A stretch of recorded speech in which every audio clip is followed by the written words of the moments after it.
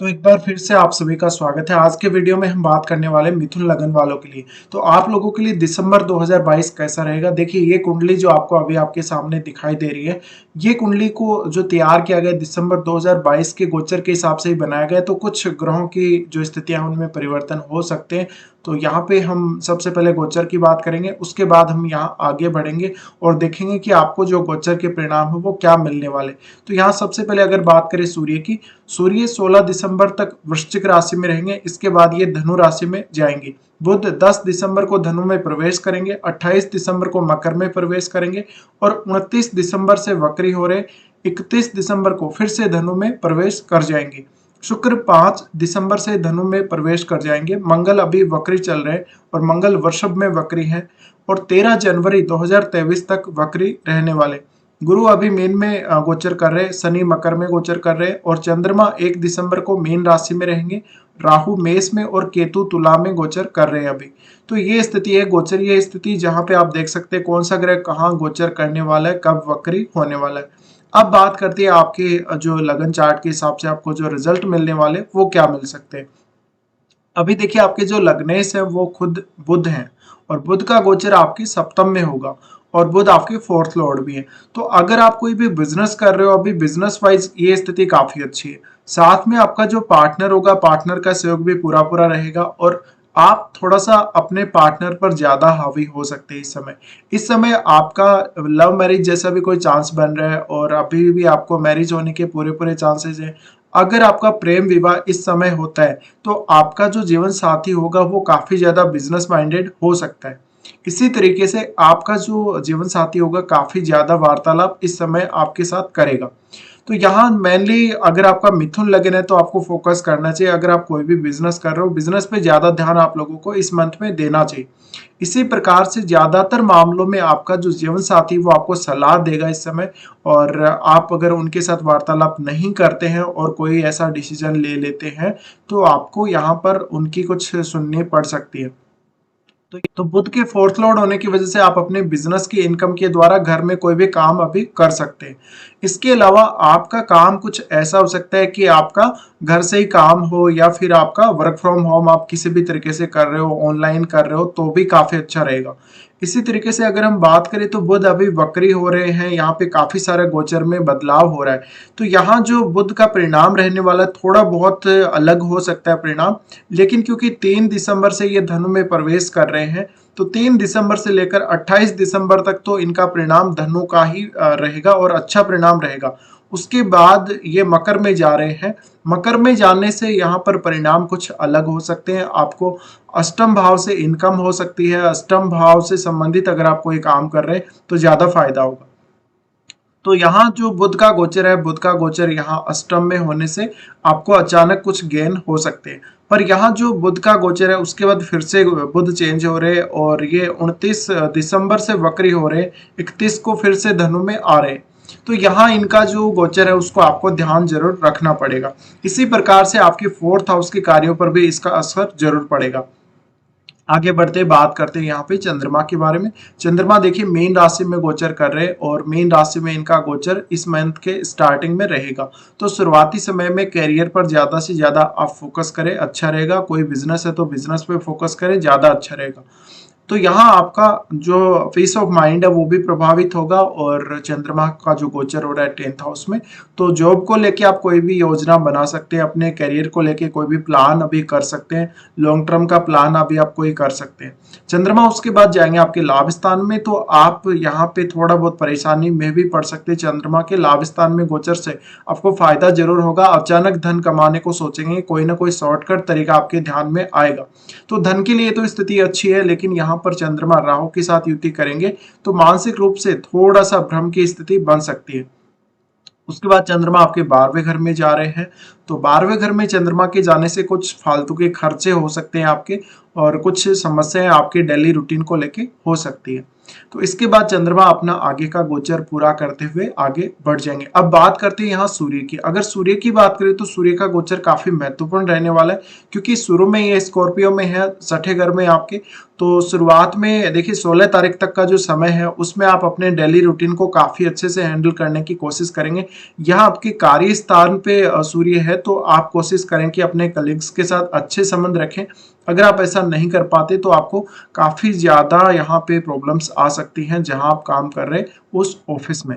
तो यहाँ सूर्य का आना आप अपने आप को बॉस की तरह प्रदर्शित करेंगे और दूसरों के ऊपर थोड़ा हावी होने की कोशिश करेंगे।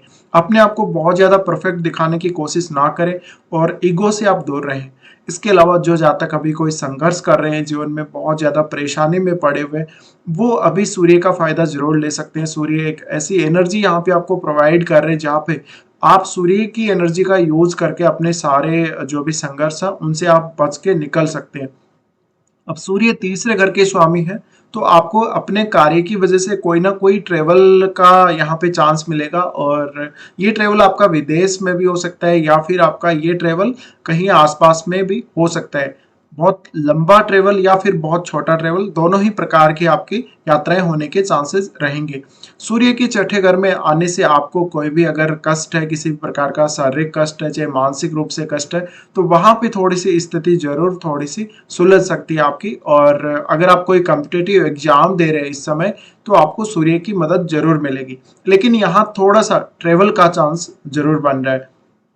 इसके अलावा आप अपना जो हार्डवर्क है, अपनी जो मेहनत है, काफ़ी ज़्यादा किसी काम में लगा सकते हैं। तो ये वो समय है जब आप जोखिम भी ले सकते हैं। तो 16 तारीख तक का ये समय काफ़ी अच्छा। उसके बाद सूर्य आ रहे हैं धनु में।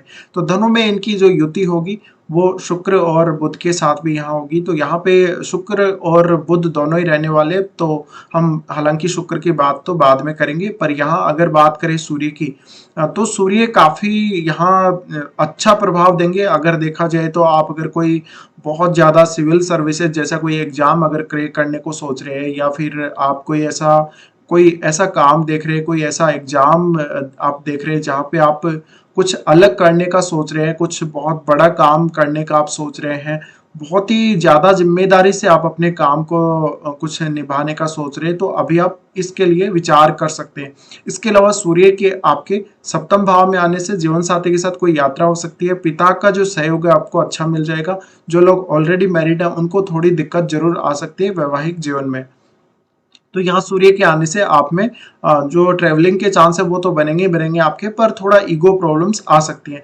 इसी तरीके से आपका जो जीवन साथी आपके ऊपर हावी होने की पूरी कोशिश करेगा।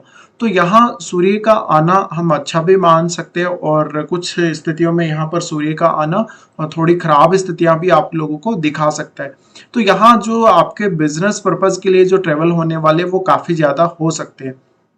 अब सूर्य सप्तम में आ रहे तो जीवन साथी के लिए, हेल्थ के लिए काफ़ी अच्छा है। अगर जीवन साथी की हेल्थ को किसी भी प्रकार की कोई प्रॉब्लम है तो यहाँ पे एक सूर्य की जो एनर्जी इनको मिल रही है सप्तम भाव में, वो काफ़ी अच्छी कही जा सकती है। तो आपका जीवन साथी इस समय कोई भी जोखिम ले सकता है। इसके बाद हम यहाँ से आगे बढ़ते हैं और देखते हैं यहाँ पे जो शुक्र का गोचर है। शुक्र देखिए पंचमेश और आपकी कुंडली में 12वें घर के स्वामी होकर सप्तम में गोचर कर रहे हैं और शुक्र का गोचर 5 दिसंबर से होगा। 5 दिसंबर से जब ये होगा तो आपको मैरिज के तो चांस बनेंगे। इसके अलावा आपको जीवन साथी के साथ कहीं विदेश जाने के या विदेश में सेटल होने तक के चांसेस अभी बन सकते हैं। इसके अलावा जिन जातकों का कोई प्रेम विवाह का चांस बन रहा हो तो प्रेम विवाह भी इस दौरान हो सकता है। इसके अलावा जो लोग ऑलरेडी मैरिड हैं उनके जीवन के लिए भी ये काफ़ी अच्छा रहेगा। लेकिन यहाँ सूर्य के आने के बाद थोड़ी सी स्थिति आपको कुछ जीवन साथी की तरफ से प्रॉब्लम्स जरूर झेलनी पड़ सकती है। स्थिति थोड़ी खराब हो सकती है यहाँ पे। तो आपको ये जरूर ध्यान रखना है, आपका जो पार्टनर है आपके ऊपर ज्यादा हावी होने की कोशिश करेगा। अब शुक्र यहाँ क्योंकि पंचमेश है तो आपका जो जीवन साथी होगा वो आपको काफ़ी ज़्यादा सहयोग करने को भी देखेगा और जीवन साथी की हेल्थ के लिए स्थिति थोड़ी अच्छी नहीं है। जब तक सूर्य यहाँ नहीं आते तब तक आपको जीवन साथी की हेल्थ का ध्यान जरूर रखना पड़ेगा। इसके अलावा आपके जीवन में किसी और का आगमन होना, कोई एक्स्ट्रा मैरिटल अफेयर जैसे चांसेस बनना, ये भी यहाँ पर पॉसिबल दिख रहा है। तो यहाँ कुछ ना कुछ खर्चे आप लोगों के होने वाले हैं और आपका जो बेडरूम का सुख है वो काफ़ी ज़्यादा प्रभावित होगा शुक्र के यहाँ होने से, क्योंकि 12वें घर में ऑलरेडी वक्री मंगल गोचर कर रहे हैं। तो इस वजह से आपको थोड़ा ध्यान जरूर रखना है। इसके बाद हम यहाँ से आगे बढ़ते हैं और बात करते हैं शनि के बारे में। शनि अभी आपके अष्टम में गोचर कर रहे हैं, मकर में इनका लगभग गोचर पूरा हो ही चुका है। तो अगर आपका कोई भी पेंडिंग काम है, आपका कोई पैतृक संपत्ति में विवाद चल रहा है या अपने इन-लॉज के साथ किसी प्रकार की कोई प्रॉब्लम आप लोगों को चल रही है, तो आप उसको सुलझाने को अभी देख सकते हैं। शनि का यहाँ पर जो गोचर है अष्टम भाव में, तो अगर आपको इस दौरान कोई दुर्घटना होती है, कोई चोट अगर आपको लगती है, तो उसमें आपकी काफ़ी ज़्यादा हेल्प शनि करने वाले हैं। इसी प्रकार से भाग्य का सपोर्ट अभी थोड़ा कम ही रहेगा, भाग्य आपका ज़्यादा साथ देगा अगले साल। लेकिन फिलहाल अगर आपका कोई अष्टम भाव से रिलेटेड मान लीजिए जॉब है या अष्टम भाव से रिलेटेड कोई भी काम है, तो थोड़ा-सा यहाँ पर मेहनत करने को ज़रूर देखिएगा। अब शनि यहाँ से आपके सेकंड हाउस को देख रहे हैं, तो सेकंड हाउस को देखने की वजह से एक स्टेबल इनकम आपकी बनी हुई रह सकती है। ज़्यादा कोई चेंजेस यहाँ आपके सेकंड हाउस से रिलेटेड कार्यों में नहीं होंगे। इसके अलावा शनि की दृष्टि पड़ रही है आपके 10th हाउस पे भी, तो आपके कार्य क्षेत्र और आपके काम करने के तरीके को भी ये अभी प्रभावित कर रहे हैं। लेकिन वैसी कोई यहाँ पे संभावना नहीं है, कोई बहुत ज़्यादा प्रॉब्लमेटिक जो चांस है वो नहीं है, तो आपको इतना ज़्यादा भयभीत शनि से अभी नहीं होना है। इसके अलावा शनि पंचम को भी देख रहे हैं, तो पंचम को देखने की वजह से यहाँ पे भी आपको कोई बहुत ज़्यादा डिस्टर्ब नहीं करने वाले, बहुत ज़्यादा कोई रुकावट नहीं डालने वाले। इसके बाद देखिए हम ऑलमोस्ट सभी ग्रहों के बारे में अभी चर्चा कर चुके हैं। राहु केतु की अगर बात करें तो राहु आपके लाभ स्थान में गोचर कर रहे हैं अभी, तो लाभ स्थान में राहु अच्छे ही है, लेकिन अगर आपका मंगल खराब स्थिति में है और राहु भी बहुत ज़्यादा खराब स्थिति में है, तो कुल मिला के आपको धन का नुकसान होना या धन की कमी खलना ये सब हो सकता है। और जितना पैसा आप अभी कमाना चाहते हैं उससे कम ही आपके पास आएगा। केतु जो पंचम में गोचर कर रहे हैं, संतान का कोई इश्यू दे सकते हैं, प्रेम संबंधों को लेके कुछ इश्यूज दे सकते हैं। इसके अलावा आपको अचानक केतु यहाँ से कुछ धन लाभ जरूर दे सकते हैं। तो अब बात करते हैं कुछ अच्छे और खराब दिनों की। तो सबसे पहले हम देखेंगे अच्छे दिनों को, 11 से 15 तारीख तक और 23 और 24 तारीख। ये इस मंथ में आप लोगों के लिए काफी अच्छे दिन रहने वाले। उसके बाद अगर हम बात करें तो यहाँ पे चंद्रमा का गोचर जब स्कॉर्पियो में होगा तो 21 और 22 को ये मानसिक रूप से पीड़ा का समय है। कोई हेल्थ का इश्यू हो तो यहाँ पर थोड़ा सा आपको ध्यान रखना है। और यहाँ पे वैसे तो चंद्रमा सूर्य के साथ रहने वाले, तो आप अपने डेली के कामों से काफी अच्छे से निपट लेंगे, रूटीन भी ठीक ठाक रहेगा, लेकिन फिर भी थोड़ा सा ध्यान आप लोगों को जरूर रखना है और किसी के साथ विवाद में नहीं पड़ना। अब यहाँ देखिए हम अगर बात करें तो चंद्रमा का जो ट्रांजिट है कैप्रिकॉर्न में होगा 25 और 26 तारीख को। तो 25 और 26 तारीख को ये स्थिति में थोड़ा मानसिक रूप से कुछ प्रॉब्लम्स आप लोगों को आ सकती है। अचानक धन लाभ भी इन 2 दिनों में हो सकता है। चंद्रमा का ट्रांजिट जब टॉरस में होगा तो 6, 7 और 8 को ये 3 दिन आपके लिए कोई भी बड़ा डिसीजन लेने के लिए अच्छे नहीं है। इन दिनों में आपको कोई भी डिसीजन लेना हो तो टालना चाहिए। आप विदेश यात्रा कर सकते हैं या विदेश में सेटल होने के लिए कोई प्लान कर रहे हैं तो कर सकते हैं। इसके अलावा आपको नींद से जुड़ी हुई समस्याएं या रात्रि का जो आप अगर काम कर रहे हैं, अगर कहीं नाइट जॉब कर रहे हैं, नाइट ड्यूटी कर रहे हैं, तो प्रॉब्लम्स आ सकती हैं। तो फिलहाल ये वीडियो देखने के लिए धन्यवाद।